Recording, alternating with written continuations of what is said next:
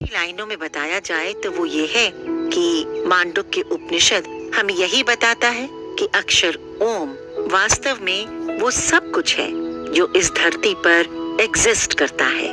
इसके अंदर सब कुछ आता है, माने समय भी, अतीत, वर्तमान और भविष्य।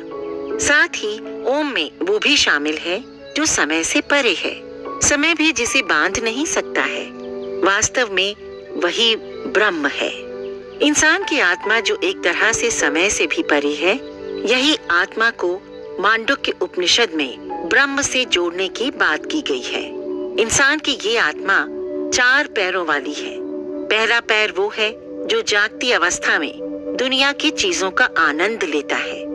दूसरा पैर वो है जो सपने की स्थिति में अच्छी चीजों का आनंद लेता है। तीसरा पैर वो है जो गहरी नींद की अवस्था में आनंद लेता है। और चौथा आत्मा है जो बिना किसी चीज के अकेला, शांत और पवित्र है। पिछली बताई गई हर बात झूठी पड़ जाएगी अगर आप इतना सब कुछ जानकर भी उसका इस्तेमाल नहीं करेंगे और उसके बाद खुद से मांडुक्य उपनिषद जानने की कोशिश नहीं करेंगे। कम समय में बहुत ज्यादा बताने की कोशिश की गई है, लेकिन खुद को जानने समझने के लिए और एक अच्छे जीवन के लिए आपको भी खुद से एक रास्ता ढूंढना होगा। ये रास्ता वो है जो हमने खोजकर आपको दिखाया है। जब आप इस रास्ते से चलेंगे तो आपको कुछ और भी दिख सकता है। आप अपने हिसाब से जो आपके लिए आसान हो और बेहतर हो उस पर ही चलिए। मांडुक्य उपनिषद में हजारों साल पहले आज की परेशानियों का इलाज बता दिया गया था। अगर उसमें से 10 बातें भी हम जानकर अच्छी तरह से समझ लेंगे तो यकीन मानिए कि जिंदगी बहुत खूबसूरत हो सकती है। मांडुक्य उपनिषद इस समय ट्रांसलेशन में भी मौजूद है। अगर आप संस्कृत नहीं पढ़ सकते हैं तो अपनी मनपसंद और जानने वाली भाषा में इसे समझ सकते हैं। खुद को खोजने के रास्ते पर निकलेंगे तो जरूर कोई ना कोई रास्ता मिलेगा।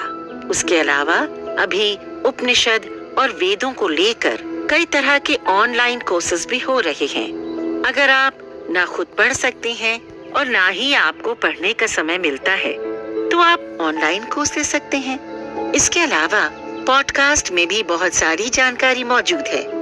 उसके अलावा बहुत से पुराने लोग हैं जो इंटरनेट की पढ़ाई से उतना नहीं समझ पाते हैं, तो कुछ ऐसे ग्रुप या समूह भी हैं जो उपनिषदों के बारे में बैठकर बातें करते हैं और उसके बारे में एक दूसरे को बताते भी हैं। ऐसे ग्रुप के साथ जुड़कर आप काफी सीख सकते हैं। किसी अच्छे गुरु को भी साथ लेकर आप इसकी पढ़ाई कर सकते हैं और इससे मिले हुए ज्ञान को अपने जीवन में उतार सकते हैं। अगर आप खुद के भीतर बदलावों को महसूस करना चाहते हैं तो आपको कोशिश करनी ही होगी। इस कोशिश में इंसान कई बार असफल भी होता है, लेकिन जब वो एक बार सफल होता है तो उसकी खुशी ही कुछ और होती है। मांडुक्य उपनिषद में बताई गई हर बात को अगर आप गांठ बांध कर मानेंगे और हर अवस्था को अच्छी तरह से समझेंगे तो सफलता जरूर आपके कदम चूमेगी। उपनिषद की कही गई बातें न सिर्फ मन और बुद्धि के लिए हैं, बल्कि आपके रोजमर्रा की बेचैनी और छोटे मोटे काम को ढंग से करने में भी मदद करेंगी। आज का दौर कंपटीशन का दौर है। अगर इस दौर में हम धीमे धीमे और आलस से भरे रहें तो न जाने हम कितने पीछे रह जाएंगे। न सिर्फ बाहरी लोग हमें कई तरह की बातें कहेंगे, बल्कि अपने ही घर के लोग भी ऐसे होने की वजह से हमें नहीं पूछते हैं। उस अनुशासन और सफलता को पाने के लिए मांडुक्य उपनिषद के बताए गए कुछ रास्तों को अपनाएंगे तो आपको काफी फायदा हो सकता है। जैसे कि अगर 24 घंटे में से 1 घंटा भी आपने सिर्फ अपने लिए निकाल लिया और सुबह या शाम कभी भी कुछ देर ध्यान करके खुद के बारे में सोचें। जो आप कर रहे हैं, क्या आप वही करना चाहते हैं और क्या आप सही रास्ते पे जा रहे हैं? खुद के साथ बातचीत करना बेहद जरूरी है।